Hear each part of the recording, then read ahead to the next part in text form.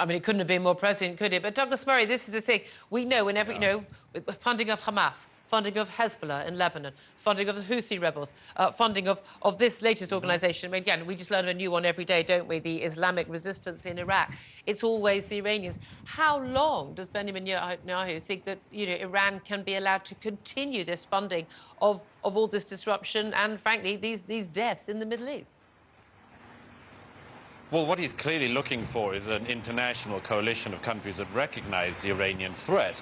As you mentioned, I mean, Hamas is a proxy of Iran. Hezbollah, which has just been rocketing again on the northern border here in Israel just not many minutes ago. Hezbollah is also a proxy of Iran, obviously. And then, as you say, we have the Houthi, who have been disrupting the shipping channels. I mean, thank goodness Britain and America stepped in and tried to make sure that the world's shipping channels remain open. Because, of course, if the rebels, like the Houthi rebels, terrorists, get to just shoot at any international ships they want, then, all sorts of international problems flow from that, including supply chain problems, financial problems, and it can't be left only to Israel to keep the world's shipping lanes open apart from anything else. So obviously Prime Minister Netanyahu is looking for an international coalition. He's got a bit of it on the Houthi issue already, but yes, I mean, it's clear that, I mean, he's been warning about this threat for decades now.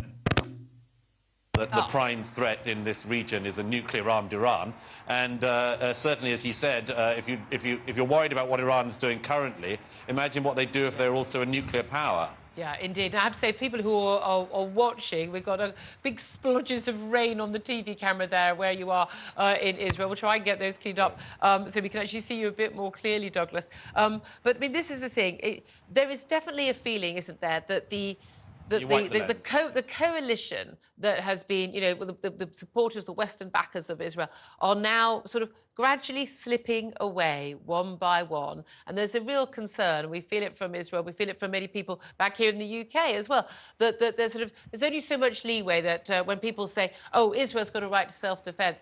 But we've seen the understandable outcry about the death of civilians in Gaza, and we should all be concerned about and the need to get aid to them. But nevertheless, this is putting pressure on Israel to basically walk away from this conflict with Hamas. Where do you think this is going to lead? Right. It's a very interesting point. You can see the Gaza behind me, incidentally, and you can see some of the action still going on there as the hostilities continue. It's interesting, Netanyahu and others in the Israeli government say that they need many more months to finish their operation against Hamas in Gaza. And, of course, as you say, the interesting thing is that the international community is gradually sort of slipping away, or at least warning Israel they want it to be wrapped up fast. The interesting question about that, though, Julia, which came up in my interview with Prime Minister Netanyahu, is you have this problem in Israel that they have been fighting wars against Hamas in Gaza and other jihadist groups every 2 or 3 years since the withdrawal from Gaza by Israel in 2005. And the question that a lot of Israelis, and Prime Minister Netanyahu as well, obviously have is what the conditions are to defeat Hamas to ensure that they don't have to keep having this war every 2 or 3 years. Because that's obviously unsustainable.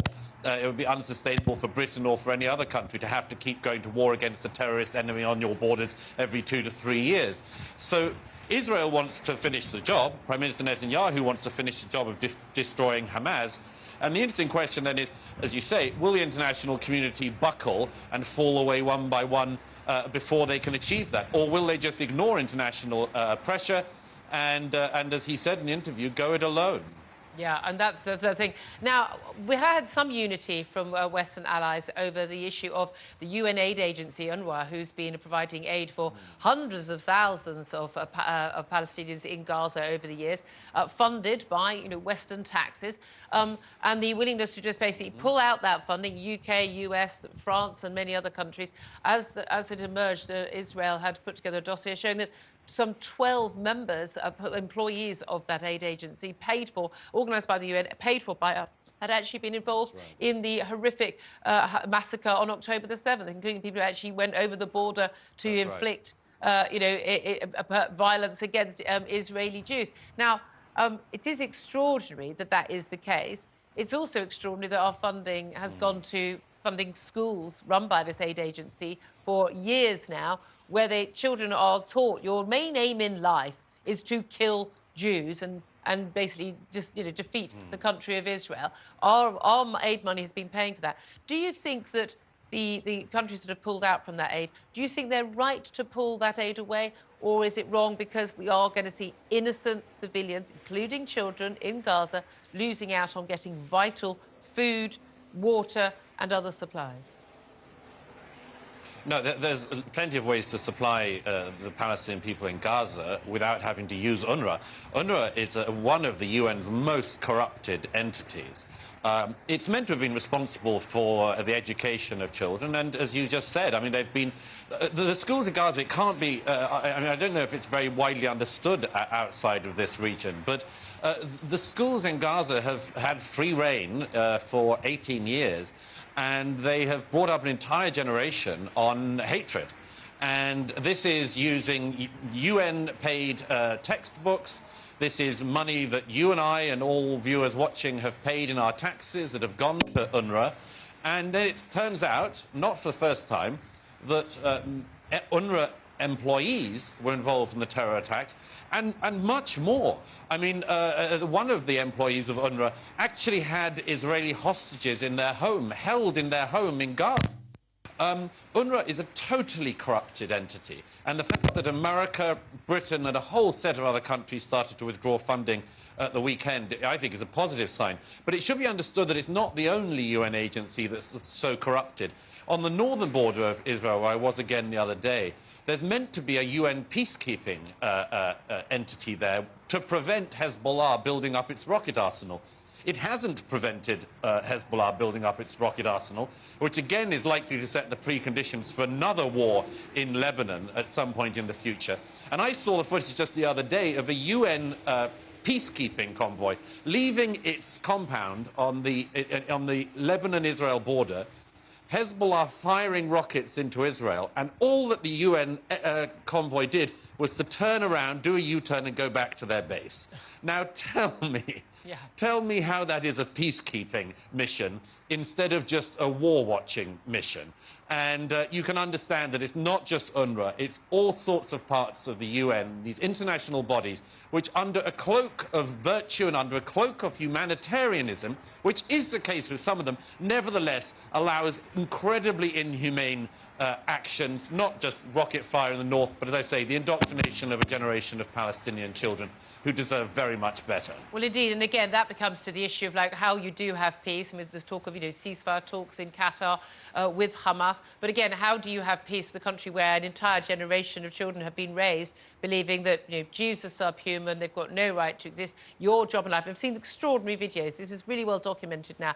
Your job is to be a suicide bomber to kill as many as possible. I mean, there is no peace in those circumstances. Let me also ask you, in the context of the International Court of Justice and their ruling, sort of partial interim ruling last week, after South Africa brought the case saying that Israel were guilty of genocide in Gaza. Again, I don't think people understand the definition of the word genocide in these cases, but they didn't seem to be that concerned about what Hamas did on October the 7th. But there we are. That's each to their own. But this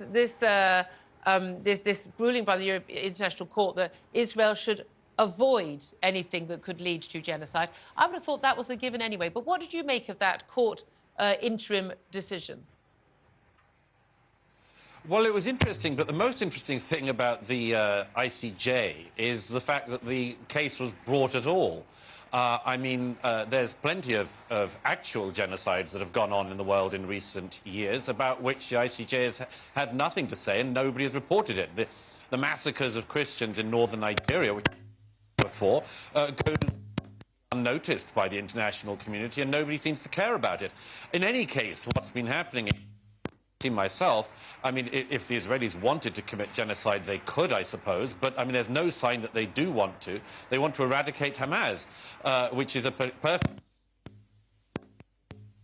I think... Warned that, of course, they shouldn't do anything else. But, you know, I mean, of course, the action was only brought, by the way, Julius, worth noting. The action was brought by South Africa. Why? Because Iran wanted them to bring it. This has Iran all over it. Iran used proxy to take Israel to the international courts. I mean, it's another... Iran uses every single tool it is so blind. I'm so sorry, Douglas. Now, I think our time is up anyway, but we're having a few problems with the sound there. But we so appreciate you joining us. Our TalkTV special correspondent over there in Israel. More of that exclusive interview with Benjamin Netanyahu we played throughout the day and available online. Of course, Douglas Murray, always a pleasure to talk to you. Thank you very much indeed for joining us.